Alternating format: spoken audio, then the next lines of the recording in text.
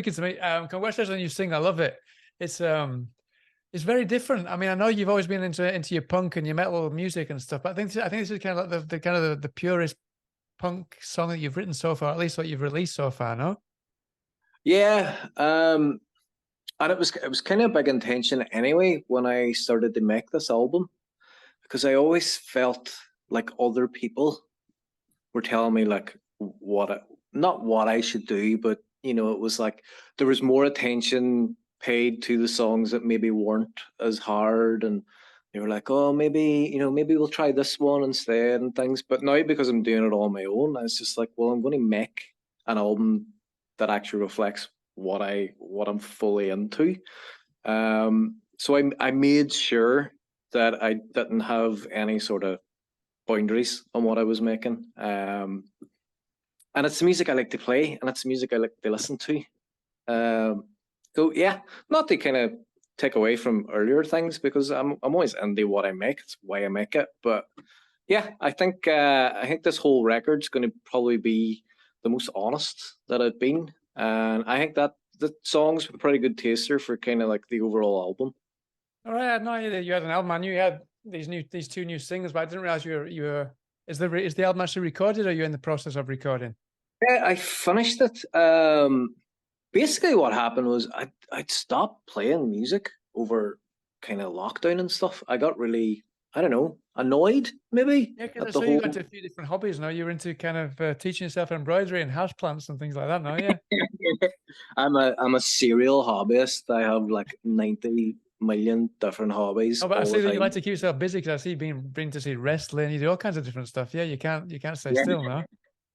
I know. I think that's like you just have to go for things. I'd be the type of person, if I see something, I'll be like, I want to try that, and then by about 2 hours later, I've ordered something off the internet and it I'm arrives, pretty and I'm like, similar, yeah. yeah, getting into it. Like, I have many strange hobbies, really, and Oh, I that's love it. good. The stranger Yeah, the stranger the better, the more the better as well. Yeah, definitely. yeah, it's a big wide world. You gotta try and taste everything, like while you're here. Exactly, yeah. So I mean, so you said that you've got the album, but is this just kind of the music that you started writing since you got back into music after lockdown? Or Um, will you include some of the earlier stuff as well, or maybe revamped versions of earlier stuff? I'm not doing anything that I No. did while I was on the record company. Right. More just like it was a thing for me to prove to myself as well that I could do it, because I wanted to completely make the album on my own. Now there are a few other people involved as well, but just being like the main head on it, I didn't want anybody else to kind of get involved, being like, you should do this or you should do that. Right. Really wanted to fully produce it and kind of be the A&R and everything in it, because I felt while I was kind of in the machine of record companies and things, just things get muddled up. So they do, everything's got its own politics, and everyone's got to, serve somebody else. So they do. So it's like, you know what, I'm going to do this intentionally the way it is. And I don't want to kind of rehash anything that I did before. Right. I think if I was going to go through making an album, then I was going to put the effort in of making a whole album from scratch, and not trying to redo anything someone else did too, because a lot of people who worked on that with me as well, they put a lot of effort into it. I don't think it would be serving their effort that they did Right. either. I was just to redo that stuff as well. Right. I teach songwriting, so I do, like, and I tell my students all the time, because people get really obsessed with writing songs, and they spend a year on a tune and all, and you get really like nervous and overcritical about things. There's a million songs to write. You're never going to run out of material. So Yeah. what's the point? Do you know what I And mean? you're never going to write the perfect song anyway. You're always going to No. find fault with whatever you do a couple of months down the road. Yeah. Yeah, it doesn't exist. Like, if you're an artist and you're making things, your only job is to make things. It's not to say whether it's perfect or if it's good or if it's bad. That's for someone who listens to it, and you have no control over that anyway. So you may as well just stick to the job that you do and just make things, create things. That's what's really good about any art form at all, be it like music, painting, film, is you get to create something out of nothing, and that's the actual magic in it. It's not like whether someone likes it or not. That's up to them to decide. It's got nothing to do with the artist. And I think keeping that in mind while you're making stuff just makes life easier. Yeah, definitely. I mean, talking. I mean, you mentioned that you've got a lot of strange hobbies and stuff. One of your main hobbies, obviously, is music, and you love kind of discovering new sounds and new instruments and things like that. Hmm. I imagine you found a lot of new different instruments and sounds for this new album. What kind of things can we imagine? Will we find in this album? I mean, it was quite funny. I was watching an interview with Liam Gallagher. He was talking about no, Noel Gallagher was talking about Liam. No, Liam. Sorry, the other way around. Liam was talking about Noel. He'd been on Jules Holland a few years back, and he'd brought someone on to play a pair of scissors. Yeah. So I imagine you've found something a little bit more inventive than scissors for the new album, no? I a lot of different synthesizer stuff. Like there's not a whole pile of, there's maybe two, maybe three songs that use synths and things in them. I got really into guitar during this album because I was like, I'm going to make stuff I love, and the stuff I love was like everyone. It's the music you listen to from when you're like 14 to maybe 18. That's kind of your defining moment when you're finding out who you are and everything like that. And I started fixing guitars, and I started getting really into pedals and Yeah, I saw that you've been working on a amplifiers. lot of stuff in COVID. I think you were working on a lot of guitars and revamping them all. Oh, yeah. Yeah, because we grew up like super poor, and like a lot of my guitars were, skips. They were from skips and Right. things, and they were always breaking, so I was always like having to fix them. And then I was lucky enough while I was on record companies and stuff, I got sponsorships, and I got like certain big brand guitars, and they were nowhere near as good as some of the ones I had from Skips that I fixed up. I remember playing a festival, like it was like 10,000 people there, and I was playing a Westfield guitar my mum and dad got me when I was 12, and I was like, you don't need all this Yeah, stuff, and yeah. it was so good. And just being able to, like, I love taking something that might be thrown out and forgot about and fixing it up, and then you finally, like, you get a song out of it, and it's just like it's got this whole new life, and it's a whole new thing again. So that was kind of like part of it. I think as well, it's kind of procrastination when you're not, your album's coming. You're like, oh, I need all this gear, and the gear puts you off from actually doing the work. Right. So I went through that. I got loads of guitars. I started fixing them up. I got obsessed with that. I got obsessed with like loads of different pedals, and I was chasing different sounds. But it was an exercise I had to go through because I'm really happy with how everything sounds now. At the core of the album is like it's a guitar album. So it is. There's no way around it. It's heavy guitars the whole way through, apart from a few tracks.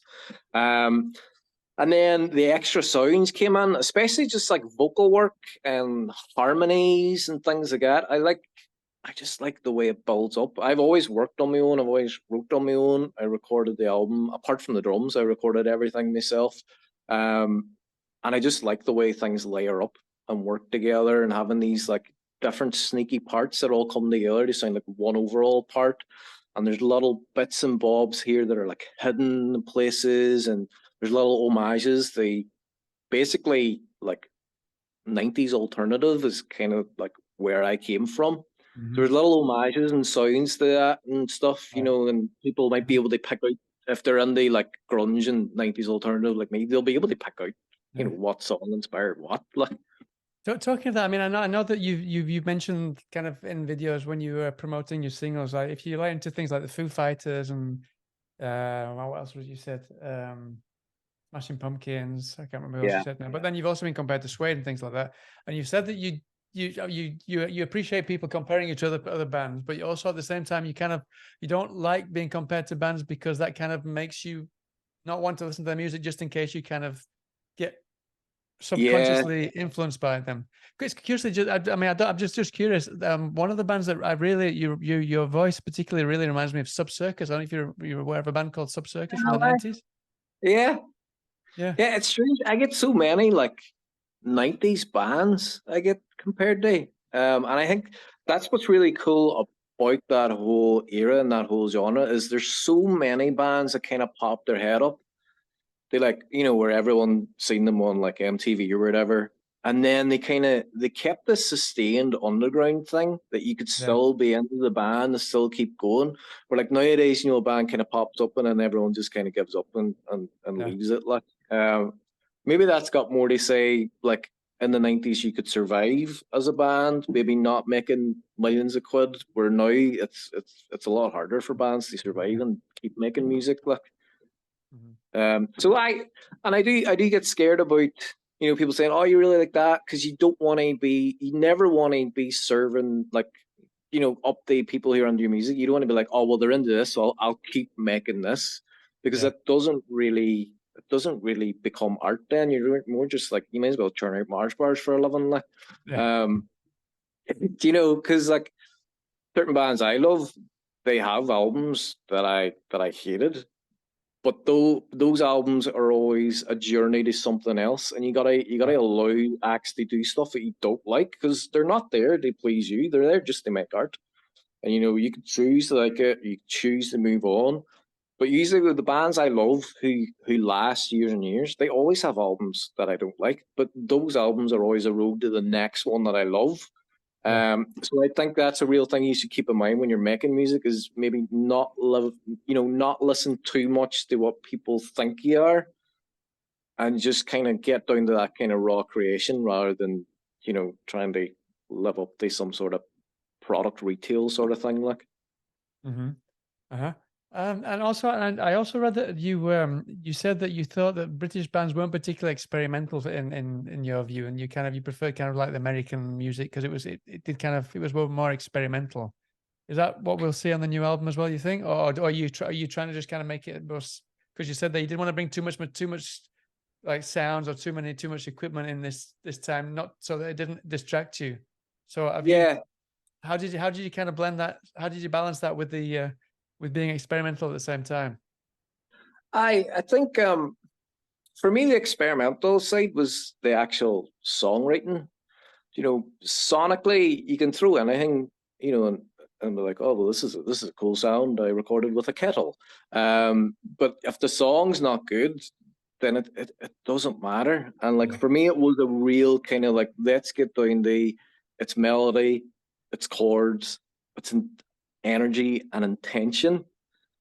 And I think if you carry that in, then it doesn't matter what you're putting in there. I do think that people listening to the album will hear a lot of American alternative. I was wearing baggy jeans and I had painted fingernails and all my friends were skaters and that's what we were Yeah. into. And at that time, British music didn't reflect how we felt, apart from bands like maybe Bush or someone like that. Like, but Yeah. you know, we I wasn't listening to like Oasis. I wasn't listening to Blur. I was listening to Yeah. Soundgarden and Smashing Pumpkins. It always just seemed to have something else to it that spoke to me. The main British band that I absolutely adore and will always adore is Radiohead. It's a very easy Right. thing to say, but if you listen to the likes of the bands and things, there is that little bit more of an There's alternative kind something of more to it. Yeah. American feel on it. Like Yeah. especially the way like Johnny Greenwood plays guitar and the tones of that sharp, angry chainsaw guitar that comes through. That's the kind of shit that speaks to me. Yeah. Um, and I respect a lot of British bands. I do listen to them, but they're not the bands that made me feel who I was when I was young. Mhm. And I feel maybe it's an Irish thing as well because we don't really reflect the same kind of listenership as maybe the UK had, and we weren't fully the same as America either. It was kind of this mishmash, and there would be Yeah. bands that would be really big here that my friends in the mainland would never have heard of, and vice versa. And I think there's a little bit of uniqueness being here because we're travelers and people travel here. We got lots of tourism, and then we go out to other countries as well, and you bring stuff back to the country, and I think that's in our core. So it is. We are like that as people, and I always just noticed like there is a big difference between here and like mainland UK, definitely. Yeah. I mean, talking about homages and like little nods of the hat to other musicians and artists. Some of your previous songs, they're almost like Stanley Kubrick films in a way because they've got these little Easter eggs that kind of have bred, or they spawned kind of these theories of some of your fans now that have been pretty crazy out there. Yeah. Um, was that intentional? Did you actually intentionally write kind of these lyrics to create those theories, or did they just kind of come back and really surprise you?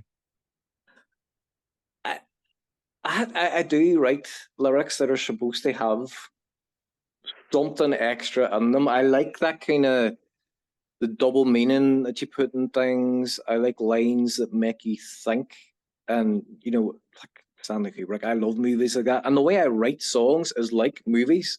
Um, I always start with music first, and the music kind of gives me the theme, or if you imagine it like a film, it'll be like the scene, what it looks like. Do you know, if it was Blade Runner and there's rain and neon lights and stuff, and that's where my lyrics will go. I'll write lyrics for that scene, and that's where the character of me is going to be in, and my lyrics are going to reflect that. And it makes me really comfortable as a writer too for lyrics, because I have a definitive space that I'm in.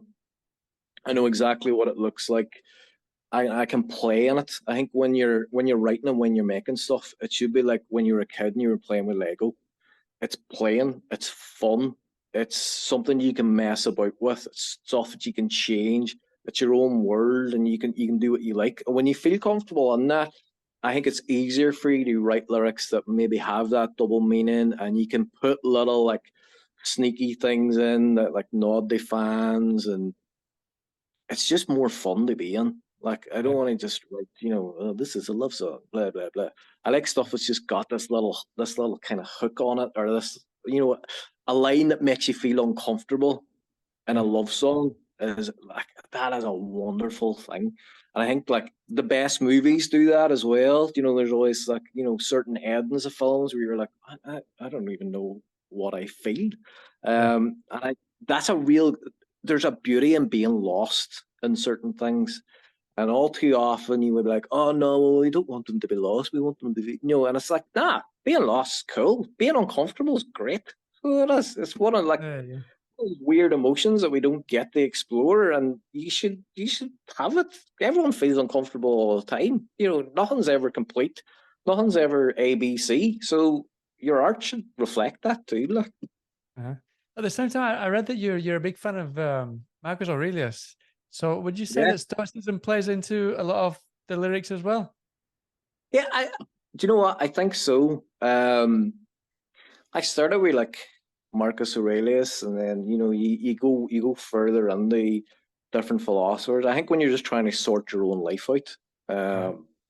is a very very good tool of doing it.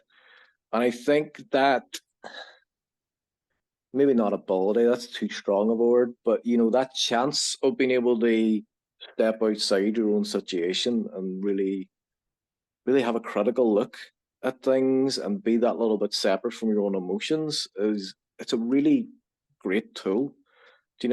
Sometimes like the greatest tragedies are funny. So they are.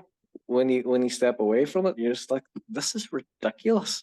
And a lot of Yeah. things that we get obsessed with and we get upset with in life are kind of ridiculous when you break them all down. Yeah. These things aren't important, and when you're able to do that, you start to realize the things that really are important, and the things that make you tick, and the things that really connect us as people, and also the things that make us completely separate, because that's what makes us individuals, and that's that's the beauty in life. Like, I guess that not only just in the lyrics, but I guess that I imagine that kind of that way of thought helps you to write the songs without kind of any concern about what people think about the songs, or what you're gonna kind of put out there, no? yeah, it's like you're writing songs, you're treating them like this life or death situation. You're going to have an You're not gonna awful get time. anything. Yeah. It's going to be awful. You're going to make stuff, as I say, like for other people. It just doesn't serve anybody well. So it doesn't. And being able to have that kind of separateness from it, it's like you are not your material. You put yourself in, you talk about your life or whatever, but you still, you close the door and you still hang out with your friends, you hang out with your family. You can be a million different people. So you can as well. So, you know, having that separateness between you and what you're making is so important, because if you tie yourself into it, then anything critical said about it, you see as a critique of you as a Yeah. person. And that doesn't make sense. So it's ridiculous. How can 3 minutes of a pop song define you as a Make you person? a terrible person. Yeah. Yeah, Yeah. exactly. Yeah. It's turning everything all the way around. I know that you're a big fan of discovering new music. I know that when you go to festivals and places like that, you just, rather than kind of looking at the groups that are playing, you'll kind of have a wander around and see if you can find something that floats your boat now. So I always like to ask my guests if there's anyone that you've kind of recently discovered that you think need discovering. Um, I'm trying to remember now. We've been doing a lot of deep diving on the older music again. Like I fixed up my vinyl player and I started buying like tons and tons of old vinyl.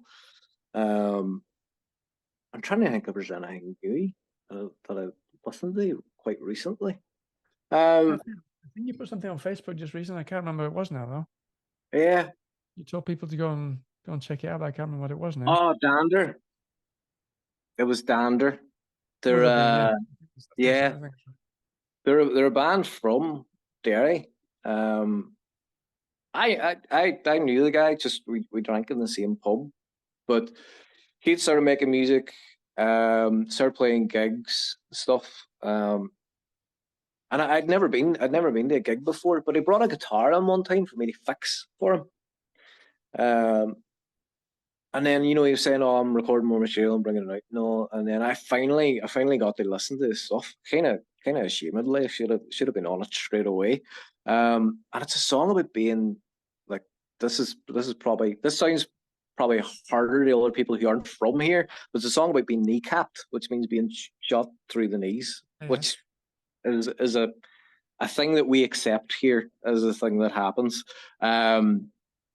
But it's done like a really Irish traditional track, and it's got there's a certain drum beat we have here that just ignites something in you. So there's Right. just this power in it.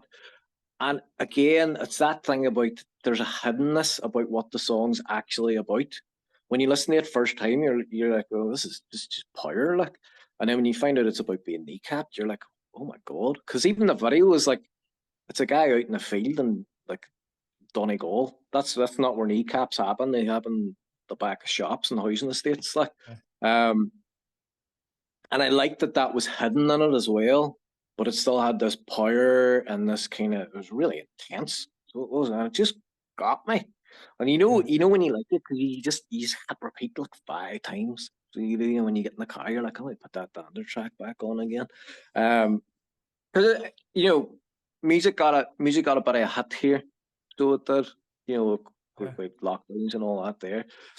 But in the last kind of year, starting to see more bands come back again, starting to see like a lot of music being made, a lot of releases coming out again.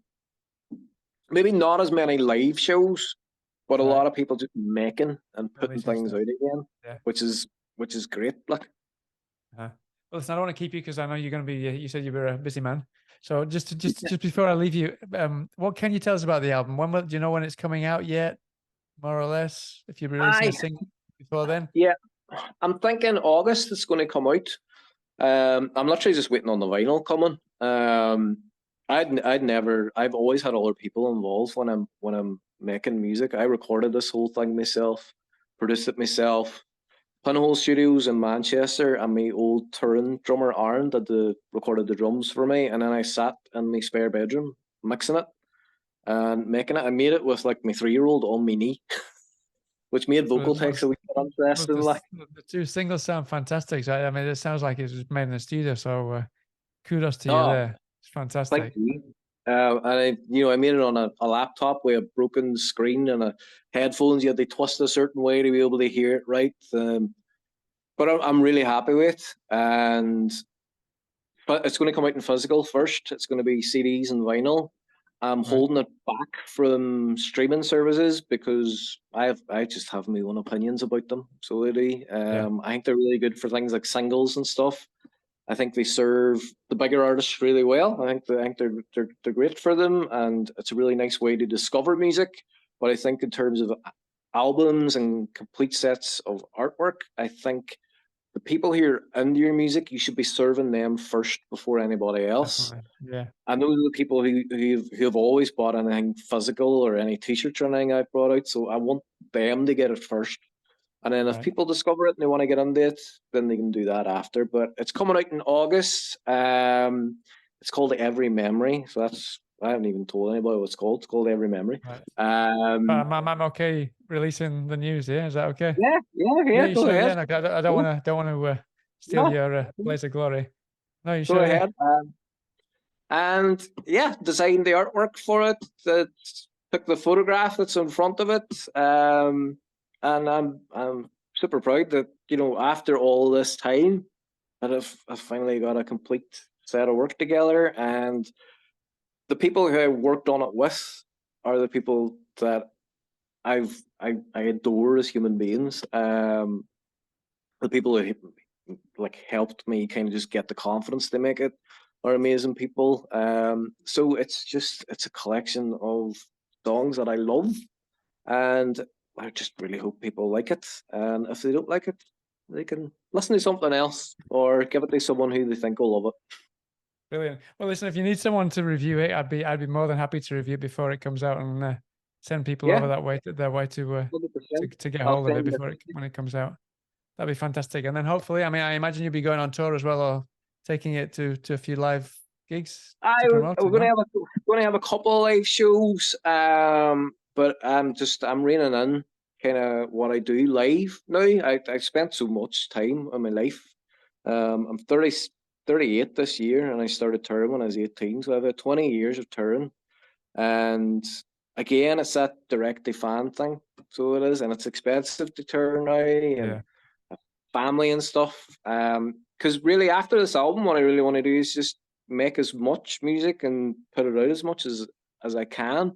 And I see myself kind of drifting more towards that kind of studio side of things. There will be a few live shows, and those live shows, I want to make them just super special and put as much effort into it as I can.